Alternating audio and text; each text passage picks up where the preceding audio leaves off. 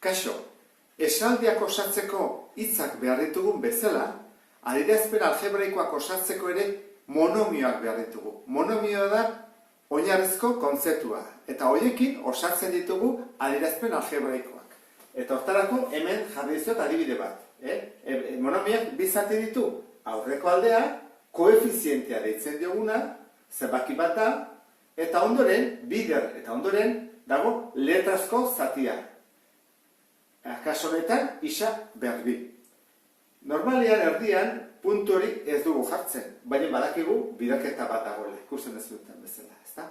Orduan, zer gertatzen da berretzailearekin bat denean, ez dela jartzen, bi baldin bada bai, bat denean ez da jartzen. Eta koefizienteekin aurrean bat denean zeiten da, ere ez da jartzen. Orduan, gogoratu zaitezte, bat dagoenean ez da jartzen. Eta bigarren kasua, izendatzailea. Izendatzailea dugunean jarri daiteke edo denari, edo bakarrik aurreko zenbakitzaileari. Hori aukeran dago. Orduan hemen hiru adibide jarriko izkizuet, pentsatzeko.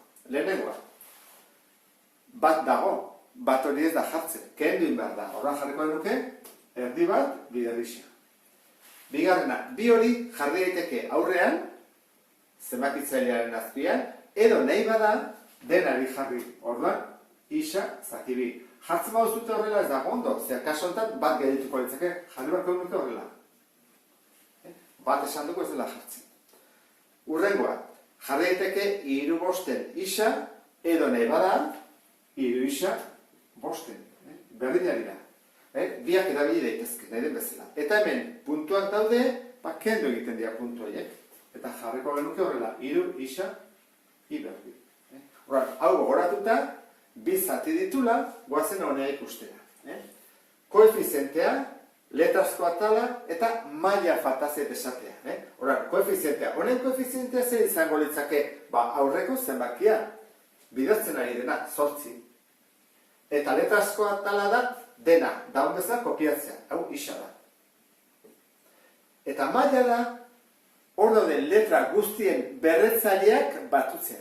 Orduan, hemen isa da dago, hemen ez duzen jartzen, bio zein dago bat zenbakia. Orduan, bere maila da, bat. Kaso honetan, koefizientea zein da? Bada, erdia, aurrean ez du ezer jartzen, bat da, orduan, erdi bat. Hau izango litzake koefizientea honena. Letrazko atala, kenduta zenbakia, gelditzen dena, isa behar 3. Eta maila da letrak duen berretzailea, kaso honetan 3. Urrengoa, honek ze koefiziente du?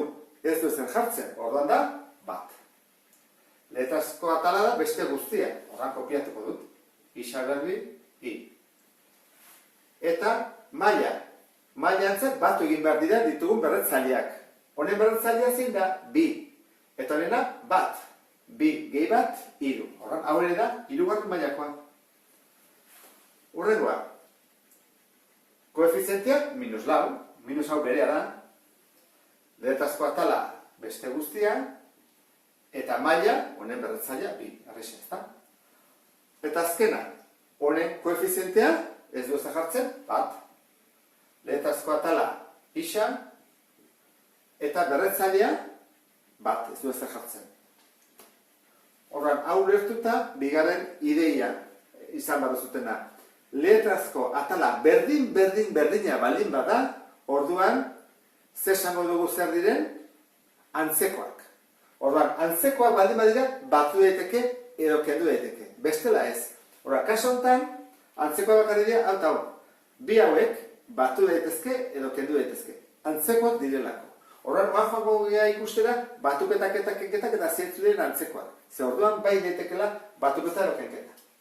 Guazen lehenko hau. Antzekoak aldira, bai, letrazko atala berdina dutelako. Orduan, koefizientak atengo ditut eta batu. 2 gehi 3 eta letrazko atala ondoan jartzen dut bientzat berdina. Orduan, 2 gehi 3 bada 5. Orduan da, 5. Isa berbi.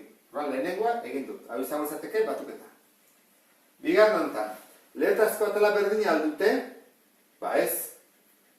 Isa berriru i. Eta da, isa i berriru. Ez da, horren ezin dugu kenketa horiekin. Hau geldituko litzake binomio bat bezala.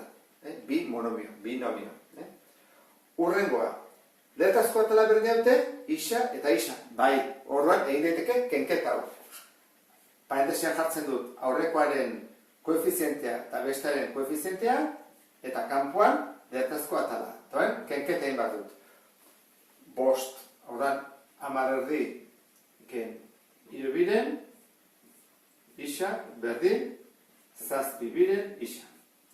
Eta bizango izake, kenketaren emaitza. Urrengoa. Hemen, antzekoak badaude? Bai, horrean goazen egitea. Antzekoak antzekoarekin. Zeintzu di antzekoak? Honek badu antzekoik? Bai, hau. Kusik, hartzen dudala bere ikurrarekin. Ze ikurra berea da, koefizientearena, Horrean bioekin goitugu. Horrean jarriko dut. 4, ken 2, eta isa berdin. Guazen urrengoa. Honek badu antzekoa? Hau du. Horrean, bi hauek egin ditezke. Ikusi, jartze beti gehi, Gehi, parentesia egitzen dut. Hone du, gehi 5, horra 5. Eta hone du, ken 2. Eta isa jartzen dira, bidei, urrengoa, gehi.